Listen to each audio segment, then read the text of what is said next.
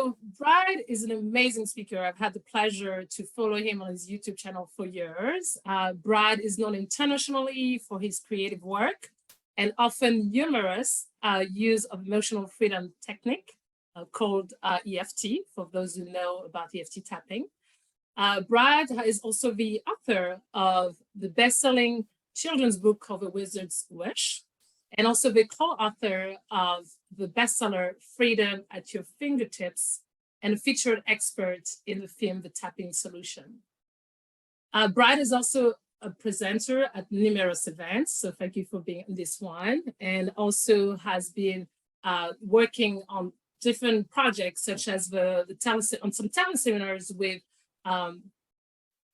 authors from The Secret, such as Dr. Joe Vitale. So, and Brad has over 1,000 videos on YouTube, which is so amazing and also so generous, which is what I love about you, Brad, is how generous you are with your time and all the different healing that you're providing through your YouTube channel, with over, I think, 250,000 subscribers now. So definitely a lot of people are following you.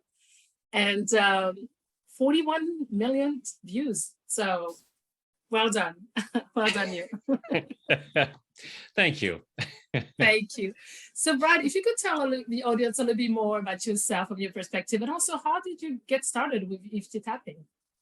Yeah. So how does a grown man find himself tapping on his face for a living? Well, I always knew that's what I was going to do. No, I started out as an actor, and I had traveled the world doing theater and went to Hollywood to be a movie star, as one does.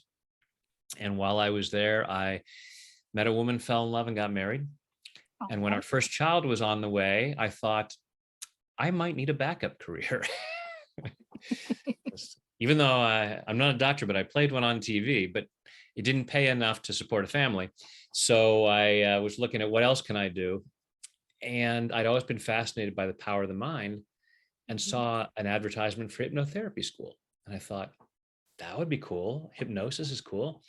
So I trained to become a hypnotherapist and started building a small practice while also continuing my acting career.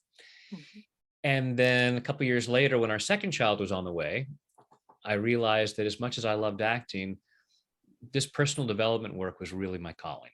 It's like, this is really what I'm meant to be doing. This is more fulfilling for me personally. So we left Los Angeles, moved to Northern California, and through some other hypnotherapists, I heard about this energy psychology and tapping, and thought, well, I'll give this a try, and was fascinated by it. And so I started introducing it little by little into my hypnotherapy sessions, until little by little they became tapping sessions. And still do a little bit of hypnosis at the end of my sessions often. But I just really love this process of EFT tapping. It's just a simple, quick tool for down regulating stress. And there's just so many areas of life where that stress holds us back, stops us from being who we can be, stops us from sharing our beauty, as we were talking about. And we may be doing some tapping about that in a little bit. Yep. But we have all of these thoughts and ideas that make us fearful and stressed out, and we really hold ourselves back. And this is such a simple way of down regulating that stress response, so that we feel this emotional freedom to make different choices and live a better life.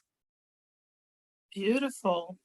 And I'm thinking, for some of the audience may have never heard about EFT tapping, can you kind of explain the science behind it and where it all started? Yeah. So EFT, as we know it now, started around 1980 or so. A psychologist named Dr. Roger Callahan was working with a woman with a water phobia, and was using traditional psychotherapy with her and not getting the results he wanted. And he was also at that time sort of expanding his horizons and learning about acupuncture, acupressure, kinesiology. And in one of their sessions, she mentioned that the discomfort that she felt around water came up as a knot in her stomach. And he thought, oh, wait a minute. I know that this endpoint for the stomach meridian is right here under the eye. So let's just see what happens if we can do something about at least the physical discomfort.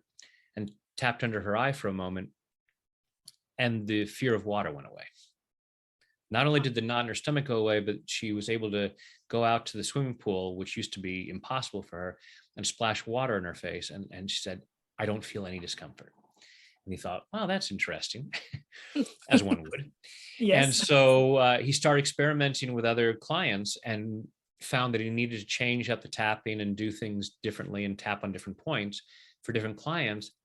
But within a year, he put himself out of business because all of his clients who had been coming to him on a regular basis no longer felt a need for his services. So he started teaching what he was calling the Callahan technique, or thought field therapy, TFT. And then he started teaching it. One of his first students was a gentleman named Gary Craig. And Gary had his training in engineering, and thinking like an engineer, he was looking at Roger's methodology, which was a little complex, and simplified it to just using the same tapping points in each round, and called this version emotional freedom techniques, or EFT. Okay. A lot of us just call it tapping now, but it's based originally on this idea of acupuncture that for thousands of years they've used in Chinese medicine for clearing up disturbances in your energy system. We have a growing body of scientific evidence showing that it works in a number of different ways.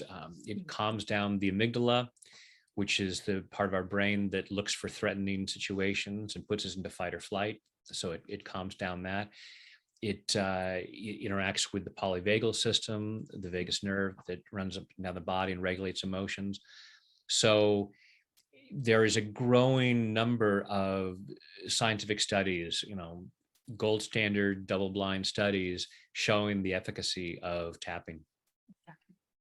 And for one, because it stems from, like you said, from acupuncture. So if someone is already doing acupuncture, is that something that they can use concurrently at the same time? I mean, are the benefits, is it redundant, or someone was, to wonder? Well, they might be using it differently than their acupuncturist might. So they might, it's simpler because you don't have to use needles. Yep. Easy to do at home. Not always fun. I've done acupuncture regularly, and sometimes it can be a little painful. Yeah, so much easier to do this on your own at home, and you can use it for physical issues, but you can also use it for a lot of different emotional issues that that the acupuncturist might not be using it on, and it's just easy to use pretty much any time that you're feeling some stress or something like that, and just being able to start clearing that away. Love it. And I love how we talked about pain, being no pain, because I was doing some research as well, from looking at the medical point of view around EFT tapping, and was looking on the WebMD, because I know a lot of people, especially in the US, look at WebMD, and they have several studies that have been done around tapping. And one of them was, several of them basically came back and mentioned that, it was a survey of 20 studies that find that EFT techniques reduce symptoms of depression, and also that it was really effective with PTSD. And do you want to expand a little bit on that, and especially with the experience that you have had with some of your clients? Yeah, so with all of these issues, most, if not all of the issues that trouble us physically and emotionally are either caused by or worsened by stress. So if we think of EFT as nothing more than a stress relief technique, that's why it's so effective with so many things. So the disturbance we feel with depression, the disturbance we feel with trauma, with PTSD, is there's a stressful experience in our body. And so the tapping helps to reduce that. And as we do that, we are then able to explore the thoughts that are behind the depression or the anxiety or the trauma in a way that we might not have been able to before, because sometimes it just feels so intense. It's like, I can't even talk about that. I can't even think about that. And as we calm ourselves down, we're able to explore that. That's why Dr. Bessel van der Kolk, who's one of the premier trauma experts, uses EFT along with EMDR in his sessions, because it's so important for us to be able to talk about the underlying issues. And this allows people to feel safe enough to do it. Fantastic. And another thing that Vanessa mentioned as well on the WebMD was it's painless, it's inexpensive, easy to do, and less time consuming than other types of therapy. So here we go. There you go. So many benefits, which is beautiful. It's been studied alongside things like cognitive behavioral therapy, and has gotten similar, if not sometimes better results, and in less time. So I don't think of it as an alternative therapy. I think of EFT as a complementary therapy. So like you said, using it alongside acupuncture, using it alongside CBT, or, you know, whatever you're doing with your medical doctor or your therapist. It's not a matter of, oh, well, throw all that stuff away, and use it in conjunction with those things that are beneficial for you. Which with everything, especially other tools we have nowadays, I always say it's not either or, it's and, right? Absolutely. It's both and how can we use both? They're all complementary. So now in terms of, you know, as we're looking into our soul purpose journey, how can we use EFT tapping into our soul purpose journey? Yeah. I like to say that the extent to which we're not experiencing what we say we want tends to be the extent to which we're resisting it. Okay.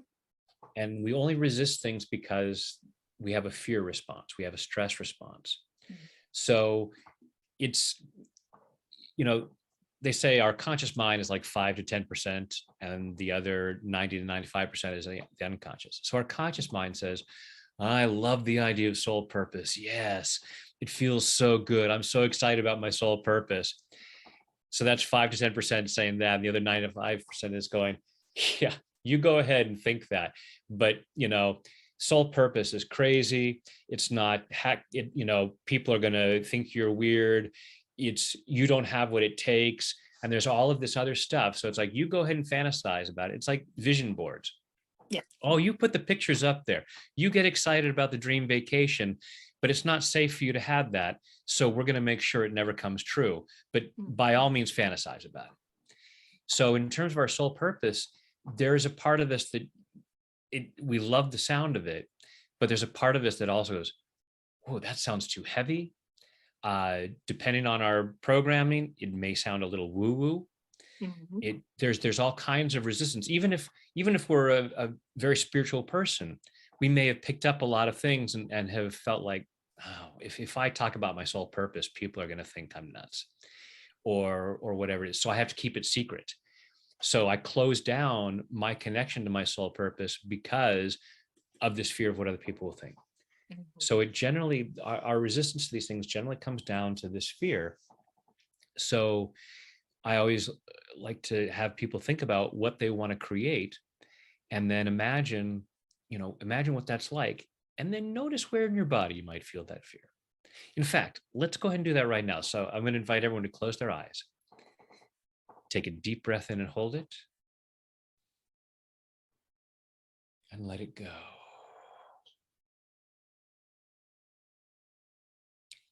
Now just breathing comfortably with your eyes closed, just allowing yourself to be present, allowing yourself to be right here, right now, as present as possible so as to receive maximum benefit from this time together. And just following your breath through your body, just allowing yourself to be aware of what you're feeling physically and what you're feeling emotionally. And say, I choose to live my soul's purpose. Just let that rattle around inside. And notice what that feels like. Notice those parts of you that say, yes, that's exactly what I'm here for. And notice those parts of you that might be a little less enthusiastic. Those parts that might imagine the reaction of friends and family or strangers. Those parts of you that might say, no, I think it's fine to have a soul purpose, but I don't know what mine is. Maybe I'm afraid I don't even have one. So just allow yourself to be aware of where there might be discomfort, where there might be resistance, where there might be fear, there might be doubt. Still feeling what goes on inside, say, I choose to share my beauty with the world.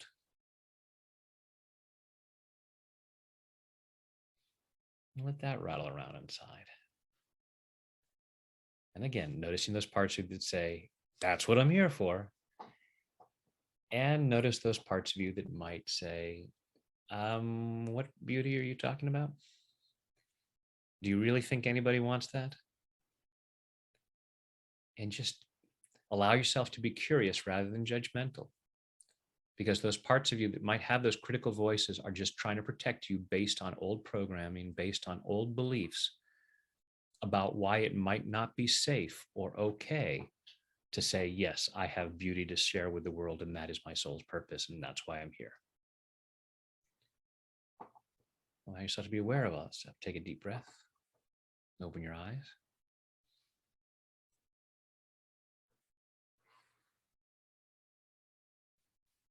So that's how I like to take people through things like that, so they get in touch with it. Because most of the time we're taught, oh, only focus on the positive, focus on the positive, think about your soul purpose. Like, great, I'm going to. And we're not aware of all the other stuff that we're carrying with us. So it's like we've got a trunk full of old doubt and beliefs that is tied to our waist. We're just trying to run down the track. I'm Usain Bolt. I'm not really getting anywhere, but but I'm going for it, because we're not paying attention to all that stuff that's keeping us held back. So let's become aware of that, and then let's clear it, because it's misunderstandings.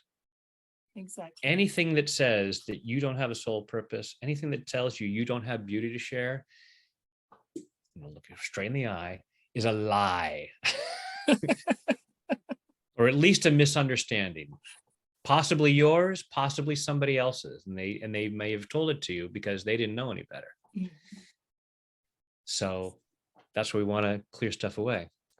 Should we do some tapping? Love it. Yes, definitely. And I just wanted to give a little bit of feedback on the exercise we just did, because for me, I felt right away this tightness between my throat and my heart. And when we moved to the beauty, then that tightness weirdly went into the brain. So it's interesting to also observe, we may not be aware of where it's stuck in our body, but yeah, it was great. So, and I love thank you for sharing that, because this is what you do, putting yourself out there, and for you to acknowledge, yeah, and I even have some tightness around this. Yeah. So that gives space for everyone else to say, oh, okay, if Leora is having some tightness around that, then it makes sense that I may not be fully there and open. Excuse me. So on a scale of 0 to 10, how much tightness would you say there is? Surprisingly, because I do a lot of work, surprisingly, it was about a 7 right here, which I was surprised about. Yeah. But it's interesting, because this is also what I love about tapping the videos I've done with you, is you peel layers, right? You peel a layer, Absolutely. You think it's gone, and then it's another layer of doubts and limited beliefs and society and all those layers that we put on ourselves. So it's constant work, but it's nice to see them keep peeling. But yeah. And it's like, imagine if you have your car has 4 flat tires, and you fix 2 of the tires, and you're thinking, the car's still dragging. Yeah, but I've already done a lot of work fixing those 2 tires. I'm just going to leave it as it is. It's like, no, wow, if I can do what I'm doing on 2 tires, imagine what I can do if I keep acknowledging the other 2 flat tires and keep working on those. And when I get those pumped up, and then maybe there'll be something else, maybe the fan belt needs to be replaced or whatever. Exactly. But acknowledging, yeah, I'm going to keep doing this, and I'm going to keep sharing my gifts from wherever I'm at. I don't have to wait until a mechanic can find nothing wrong with the vehicle. I already have something to share, and obviously here you are acknowledging that there's some tightness, but you're already sharing your beauty. You're already making a difference, and so it's like, wow, cool. Now what else is possible? Exactly. Oh, that's beautiful. Thank you so much. This is great. And so we want to do a little bit of get the audience to taste a little bit of your tapping, the fun tapping with Brad. I love it, because you always bring so much humor in your tapping, and and well, I try to. Don't put the pressure on me, because this one might not be funny. I don't know. Maybe not, but we never know. I was looking yesterday at your channel, and you had one which is about loving your neighbor. So which I thought was so funny. It's amazing. So for anyone who's never done EFT before, I'm going to give a quick tutorial. So what we generally do is we look at whatever issue is we're faced with. So let's say we're feeling a lot of stress, or feeling a lot of anger. Let's say our neighbor Bob has done something really stupid, and it's like, oh, I'm so angry at Bob. So we'd rate that on a scale of 0 to 10, and look at where that where we feel that. So it might be, oh, I feel this tightness in my shoulders or a knot in my stomach, whatever that is, and it's about an 8 out of 10. So then we would, taking the fingertips of our index and middle finger, we gently tap on the side of the opposite hand and say, even though I feel this anger at Bob, I choose to love and accept myself. Or this stress, or whatever the issue is that you happen to be in. So you'd say that 3 times, and you just created an opening there saying, I love and appreciate myself, even though I have this issue. Because what we resist persists. And so often we try to fight that and say, oh, I don't feel that. And then it's just stuck in that trunk, slowing us down. So we do that 3 times, and then we're going to go through these different tapping points. So we start here at the beginning of your eyebrow. We gently tap, and generally we tap between 5 and 10 times. If a phrase is longer, we might tap 20 times. It's okay. It's not like it has to be between 5 and 10 times or it doesn't work. So we'll say all this stress or all this anger at Bob, whatever the phrase is. We'd repeat it again here at the corner of the eye, right under the eye, right under the nose, right under your lower lip, just above your chin. Right here where your collarbones just about come together, there's a little U shape at the base of your throat, and you can use all of your fingertips or even make a fist and tap over that area. Next point is about 4 inches below your armpit. It's right about bra strap level, and I'm sure even the guys can figure out where that is. And then finally, we're going to tap the top of the head. So with all of your fingertips, just tapping around the crown of your head. So we would repeat the basic phrase of this stress, this anger at Bob, whatever it is, on each of those points. Then we take a deep breath. We check again and say, okay, if it was an 8 before, what does it feel like now? It may go from an 8 to a 0 like that. It may go from an 8 to a 7.75. And still, that's a little bit of relief. Any relief we can get is worth something. And so we may repeat it then after that. So that's the basic version of EFT. And you can also tap without saying anything. If you're feeling stress, don't worry about the words, because your body already knows. The words are to help us tune in to what's bothering us. But if your body's already feeling it, the tapping itself will help you lower that. So I like to show that basic version before we go in and have some fun with it, because otherwise, if I'm saying all kinds of different things, folks will go, wow, tapping's really complicated. You have to come up with this whole script. It's like, no, you don't. You can tap silently, or you can just say the same thing over and over. This stress, this tightness in my shoulders, this tightness in my shoulders, and you'll find that beneficial. Okay, fantastic. Looking All forward right. to getting started. Let's do it. Now let's have some fun. So really quickly, once again, close your eyes, take a deep breath. And let's go back to that, whatever doubt you might have felt about your soul purpose and sharing your beauty. Allow yourself to be aware of any tightness that you might have felt, any fear, any questions about whether or not you actually have something to share. Just allow yourself to be aware on a scale of 0 to 10, how much fear, doubt, discomfort, resistance, however you choose to picture that, whether it's a feeling, a physical feeling, or an emotional feeling, or a thought. Just allow yourself to be aware of what's there. Rate that on a scale of 0 to 10. Take a deep breath, open your eyes, and please tap where I tap, and then repeat back what I say. Even though I have some doubts, I choose to love and accept myself. Even though I have some doubts about my soul purpose, I choose to love and honor myself. Even though I have some doubts about sharing my beauty, I might even doubt whether I have any to share. Even though I have all these doubts, I choose to deeply and completely love, honor, and accept myself. And maybe anyone else who contributes to these doubts. All these doubts I might have. All these doubts that I hold in my body. All these fears and doubts that stop me from living my soul's purpose. That stop me from acknowledging my beauty. Which stops me from sharing it. But it is there. And it is meant to be shared. And I'm open to the possibility that that's my sole purpose. But then I get those doubts. And I hold myself back. And I don't share myself in the ways that I could. Not because I'm bad or stupid. Not because I am weak or lazy. But because I have some old programming telling me why I couldn't or shouldn't share myself. Telling me why I couldn't or shouldn't believe that I have beauty to share. Telling me why I shouldn't believe that I have a soul purpose. And maybe I know some people who would think that sounds crazy.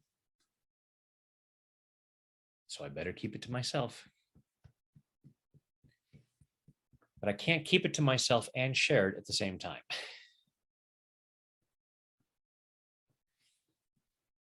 And part of me knows anybody who thinks that it's crazy,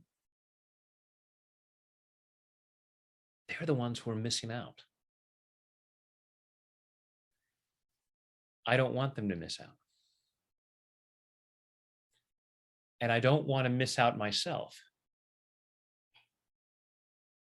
because they're missing out. That would be like standing at the beach and looking out at the ocean and then having people with me with their back to the water saying, "What are you looking at?" And there may have been times in the past where I said, "You're right." And I turned my back on the beauty. So now we're all missing out. I choose to look at the beauty again and tell others about it. And hopefully they'll turn their butts around so that they can experience the beauty too. I want them to experience my beauty. I want them to acknowledge their own beauty so that they'll share that with the world. Imagine everyone in the world sharing their real beauty. That would be so freaking awesome. That would be so beautiful. And I got to start it. So I choose to clear any doubts about what I have to offer. Clearing those at a cellular level. And clearing them all the way back through my past. Back through all the times in my life where I may have somehow gotten the message that I didn't have that much to offer. That there wasn't beauty inside of me. Those are misunderstandings. Mine or someone else's.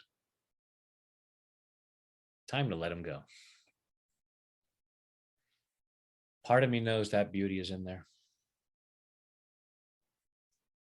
Otherwise, I wouldn't be here tapping on my face right now. part of me is saying, yes, clear those doubts. Because we've got a soul purpose. And maybe I've got some time to make up for. The only moment I have is now. I choose to be free now. Free to acknowledge my beauty and free to share it. It's a gift of love to myself. It's a gift of love to the world. And I can handle doing that. Part of me might say, there will be consequences to doing that. Yes, and there's consequences to doing nothing. Life is full of consequences. And I've handled every consequence in my life. Maybe not always as gracefully as I would have liked, but I've handled every single one of them. The proof that I'm still here. So I choose to have more faith in myself. I can handle life. So I'm giving myself permission to acknowledge my beauty. I'm giving myself permission to share it. Allowing myself greater and greater clarity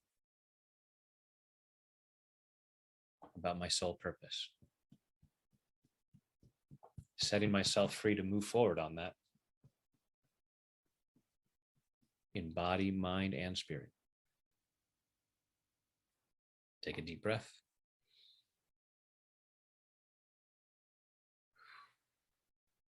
Go inside with your eyes closed. Think again about, we'll say, I choose to live my soul's purpose. I choose to share my beauty with the world. Just allow yourself to be aware of what that feels like. And hopefully that feels a whole lot better. And as you were saying earlier, Leon, it's like peeling layers of the onion and allowing yourself to be aware of, oh, okay, there's something else there. And you can continue tapping on anything else that might come up around why you might hold yourself back. Keep setting yourself more and more free. Totally. And again, it's so beautiful because, I told you I started with 6. Now I'm at 0. I actually feel stupid not to be my purpose. Because Not as you're stupid. doing it, that's stupid. But it's just that it just feels so expensive now, right? And it just it comes of I cannot find the word right now, but basically it just kind of I feel kind of why not? Who am I not to be my sole purpose? So it's amazing how in such a short time we did about 10 minutes or so how you can really shift things radically, which is beautiful. Yeah. And really quick question as we're doing this, the process, I was thinking as well, for some people, again, who are new to the technique, they may wonder, well, why are we tapping here and here and here? Can you kind of give a quick synopsis of that? Yeah, these are just key points. The body has acupuncture points all over it. Mm-hmm. These are just certain key points that when Dr. Callahan was coming up with the original version, that these were the points that he found effective. There are different tapping processes where people will use other acupuncture points. Mm-hmm. And there is now a growing body of evidence for why these particular points and the effectiveness that they have. So fantastic. Okay, perfect. And so this is definitely, as you mentioned, a technique that we can do on our own, but it's so much more fun to do it with you on your channel. And also to be able, again, to not get into our head about what to think about and what to say. We just go with the flow. And also, I know on your website, Tap with Brad, you have amazing courses as well. I don't know if you want to touch on a little bit about that as well. Yeah, thanks. Yeah, if you go to tapwithbrad.com, you'll see a link to get a 5-day course called Tap into Your Best Self. And there's tapping rounds for each of the 5 days on self-compassion and self-esteem and clearing self-doubt and self-forgiveness, things like that. So just some resources to help you feel much better about yourself, because as you feel better about yourself, you're much more likely to share your beauty with the world. Please and thank you. Exactly. I think we need more of that these nowadays, right? Amen. Oh my God. So anything else you'd like to add for the audience today, Brad? Just the key behind all this is really getting to a place of self-love, acknowledging that you're worthy of love, because we have all of this misinformation about self-love, that's arrogance and conceit. No, arrogance and conceit are a cover-up for insecurity. Self-love, because when we truly love ourselves and recognize how lovable we are, we see that in other people. Arrogance says I'm better than people. Self-love is we are all so beautiful. And then the more we do that, the more we can help others be aware of that. So it's a total win-win situation. So clear away all the reasons why you couldn't or shouldn't love yourself more. And yeah, thanks for doing that. Exactly. Well, thank you.